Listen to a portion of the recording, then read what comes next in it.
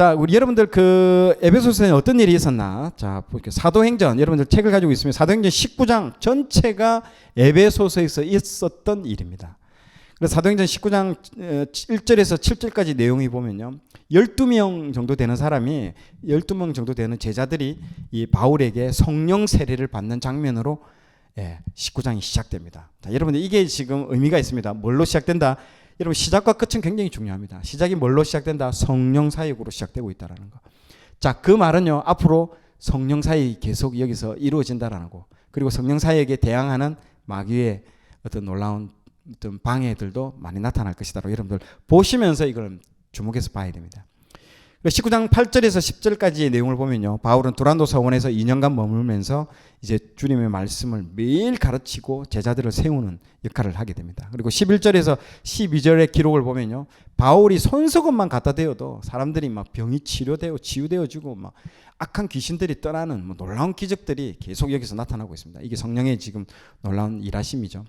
그리고 17절에서 20절의 내용을 보면요. 마술을 행하던 그런 사람들이 회개하고 마술책을 불사르는 일들이 일어나고 있습니다. 여러분들 마술 조심하셔야 됩니다. 사단 마귀가 하는 것은 속이는 영입니다. 속이는 일들을 하는 거예요. 조심하셔야 돼요. 자, 그래서 이 19장 21에서 41절 기록을 보면요. 드메드리오라고 하는 그 우상으로 장사하는 사람이 주동이 되어가지고 아데미 여신의 이름을 외치면서 막 온 도시가 막 소동을 일으키면서 바울을 대적하는 일도 여기서 바울이 당하게 됩니다.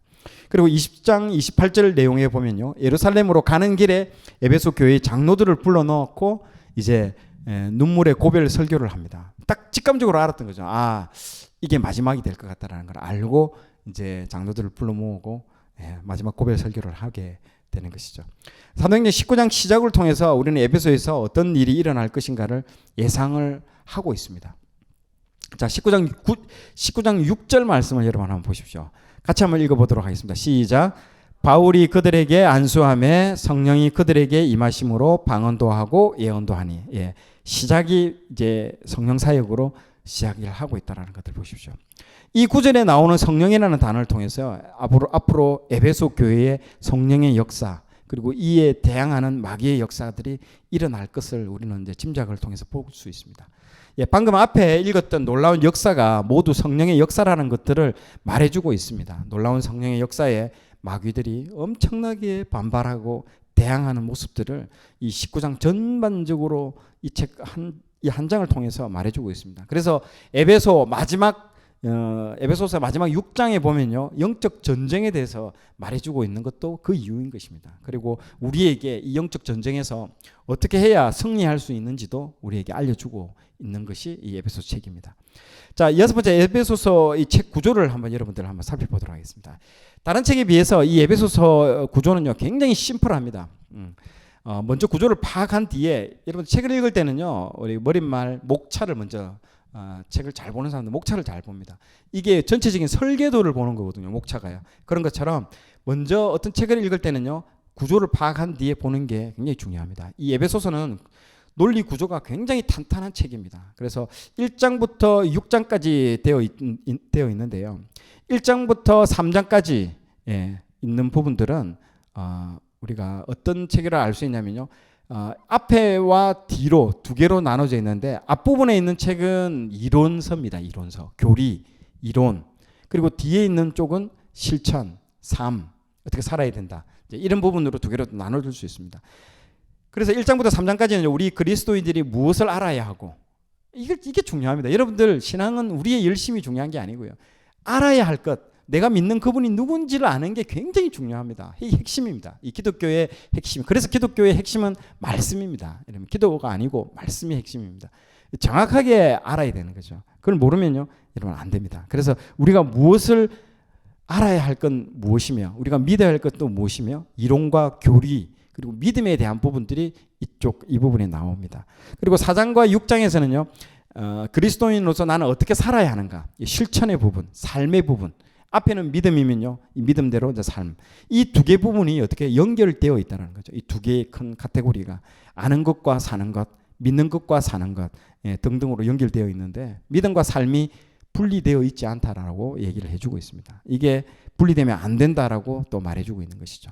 바울은 1장부터 3장까지의 복음 이야기를 요약합니다. 그리고 이 복음을 통해서 우리 삶 전체 영역에서 어떻게 우리가 변화되어져 가고 바뀌어져 가야 되는지에 대해서 4장부터 6장까지의 소개하고 있다. 그렇게 여러분들 간단하게 이해하시면 될 것 같습니다.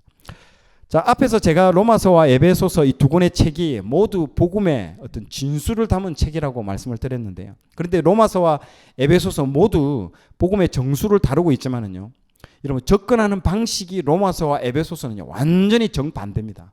그걸 아셔야 됩니다. 로마서는요 어떻게 했습니까? 1장, 2장, 3장 할 때 어떻게 얘기했죠? 우리 모두가 죄인이라고 했습니다. 1장에서 이방인 너희들이 다 죄인이다. 2장은요 유대인 너희들도 죄인이다. 3장은요 everybody 모든 사람들이 우리 죄인이다.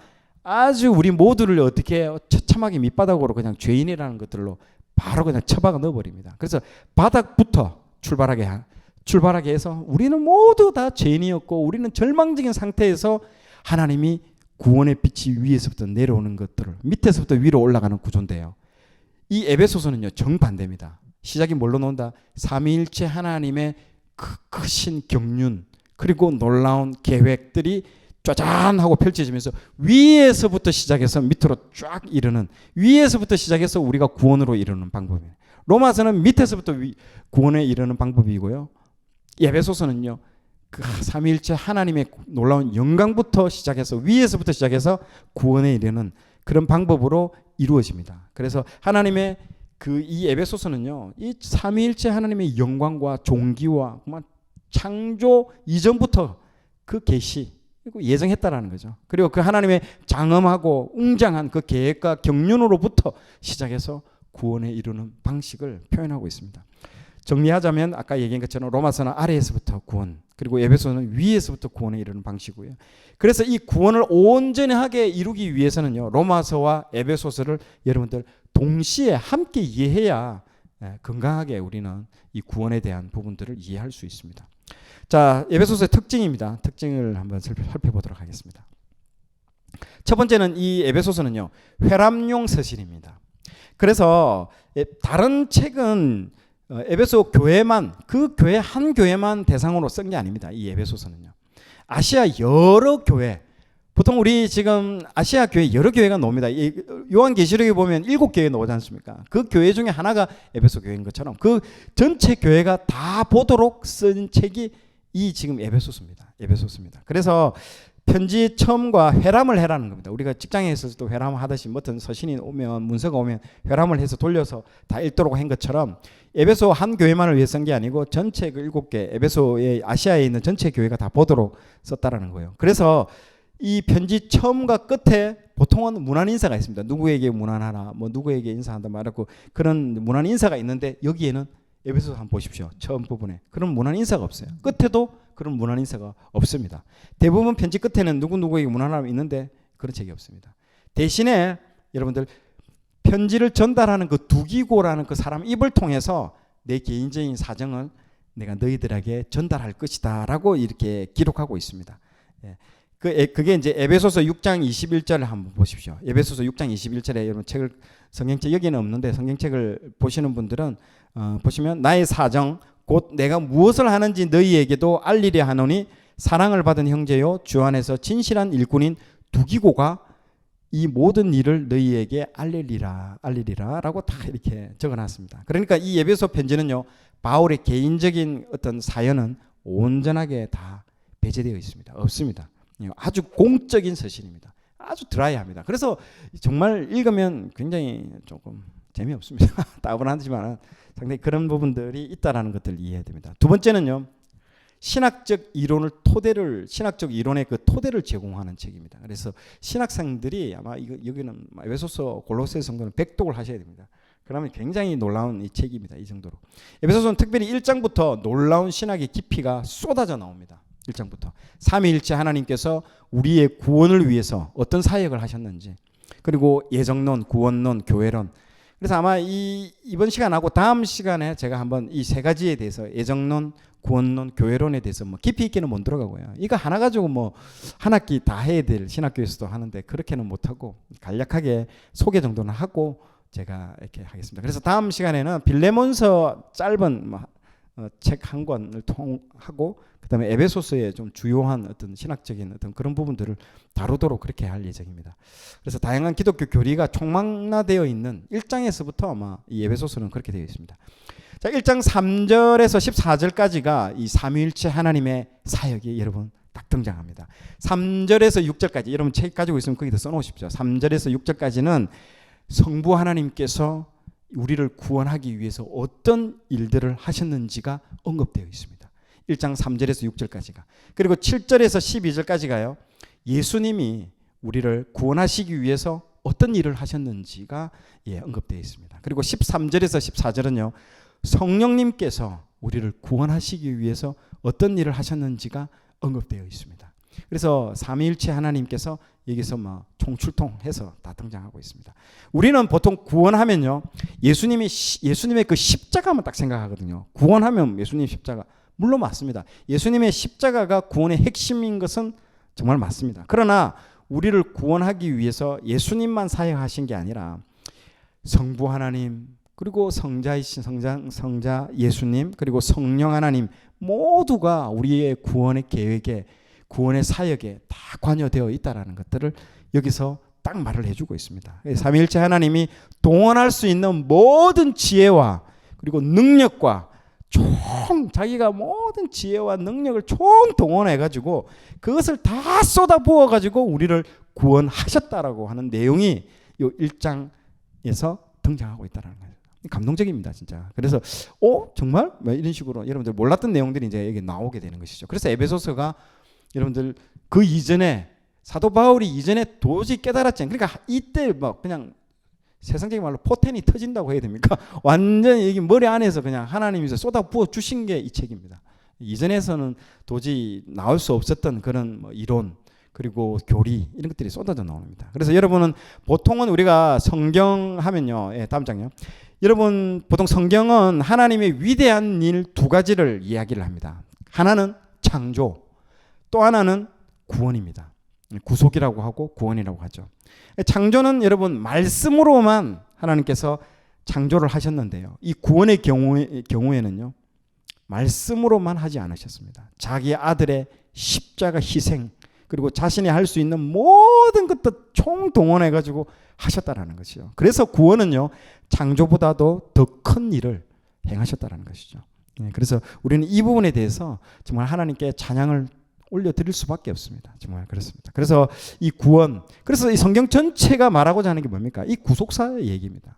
우리를 어떻게 구원하셨는지. 이게 요한계시록까지 전반적인 내용이 이 구속사, 우리를 구원하는 이야기들이 전체적인 내용들이 다 그걸 담고 있습니다. 자, 그러니까 이 삼위일체 하나님께서 얼마나 우리를 향한 그 뜨거운 사랑, 그리고 우리를 향한 그 열심, 모든 지혜와 능력과 모든 걸 총동원해서 이걸 다 하셨다는 거죠. 그런 의미에서 한번 우리가 찬양을 한번 하나님의 열심, 이 찬양을 한번 같이 한번 짧게 한번 듣도록 하겠습니다. 정말 하나님의 열심이라는 거죠. 하나님의 열심이라는 것은요, 여러분 우리의 의지, 우리의 능력, 우리의 내 노력 1도 들어가지 않습니다. 정말 그 로마서에서도 지난번에 다뤘다시피 하나님께서 우리를 그냥 처음부터 끝까지 다 끌고 가십니다. 끌고 가신다는 거예요. 그 열심. 우리는 조급하죠. 뭔가 왜 빨리 안 되냐. 아까 그 찬양 가사에도 그처럼 느린 듯 하지만은요. 하나님께서 모든 것 그 끝에 가서는 알게 된다는 거죠. 왜 하나님께서 우리를 통해서 어떤 계획을 가지고 계신지, 우리를 어떻게 부르셨는지, 그 부르심의 소명이 뭔지를 하나씩 밝히 드러냅니다.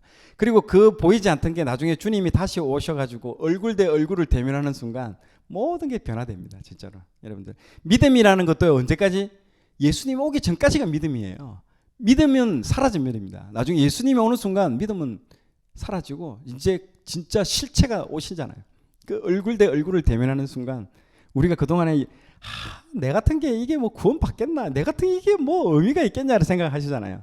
아니라는 거죠. 그 순간이 온다는 거죠. 마지막 다 변화되는 순간. 그 구원의 계획, 그 하나님의 놀라운, 그걸 누가 이룬다? 하나님의 열심이라는 거예요. 여러분들 박영선 목사님의 그 하나님의 열심, 하나님의 설복 이런 책 읽어보시면 감동이 옵니다. 정말 보면요. 하나님이 어떤 분이신지에 대해서 하나님의 열심이라는 것은 이 에베소서가 지금 말하고자 하는 게 지금 그 얘기하는 거예요. 내가 다 한다라는 거예요. 내가 다 하니까 너는 그냥 끌려오기만 하면 된다는 거죠. 끌려가는, 나중에 결론에 또 얘기했지만 끌려가니까 너무 힘들죠. 어떨 때는요. 내가 깎여져 나가고 내가 힘들고 내가 막 이러니까요. 울으라는 거예요. 울고 때로는 그래도 하나님 따라가면 결국에는 변화되어지고 결국에는 그 신부로, 그 흠도 없고 점도 없는 신부로 우리를 변화시켜 가신다는 거예요. 그 하나님의 열심을 우리는 신뢰해야 됩니다. 아멘. 네, 아멘입니다. 예, 책의 기록 목적입니다. 왜 이 책을 썼는지에 대한 이유에 대해서 말해주고 있습니다. 첫 번째는 아까 얘기했죠. 성삼위 그 하나님께서, 삼위일체 하나님께서 어떤 사역을 하고 있는지에서 우리가 올바로 이해하기 위해서, 우리가 이단들이 어디서 노냐면 이 세 가지 성삼위일체 하나님의 그 삼위일체 하나님에 대해서 하나만 이렇게 너무 한다든지 이런 경우가 반드시 발생하거든요. 그래서 이게 신학적인 토대가 굉장히 중요합니다. 그래서 이 삼위일체 하나님께서 올바로 어떤 사역을 하고 있는지 우리 구원을 위해서. 두 번째, 그리스도 안에서 중요합니다. 이 그리스도 안에서라는 이 밑줄을 다 꺼야 됩니다. 모든 사람들에게 하는 게 아니고 이 그리스도 안이라는 부분이 중요합니다. 안에서 내가 누구인지 바른 정체성, 그러니까 아이덴티티를 알려주기 위한 책이 이 책을 쓴 목적입니다. 너희들이 누구냐라는 거죠. 이 하나님의 열심을 통해서 구원하고자 하는 그 대상이 너희들이 누구냐라는 그 얘기를 지금 해주고 있습니다. 세 번째로는 유대인과 이방인의 하나됨을 위해서. 네 번째로는 성도들이 에베소에 만연하고 있는 그 혼합주의, 우주적인 그 이원론, 황제 숭배, 그런 거짓 교훈에 속지 않고 영적으로 무장해서 능히 이길 수 있도록 돕기 위해서 내가 이 책을 쓴다라는 거죠. 그리고 마지막 다섯 번째는요, 교회와 가정과 개인 생활에게 너희들이 전신갑주를 통해서 어떻게 교훈을 주기 위해서 이 책을 쓴다라고 얘기를 해주고 있습니다. 우리가 핵심 구절입니다. 핵심 구절을 한번 에베소서 한번 읽어보도록 하겠습니다. 시작. 우리가 다 하나님의 아들을 믿는 것과 아는 일에 하나가 되어 온전한 사람을 이루어 그리스도의 장성한 분량이 충만한 데까지 이르니. 예. 자, 온전한 사람. 아까 말한 거죠. 우리가 하나님이 우리를 온전한 사람으로 만들어 주신다는 거죠.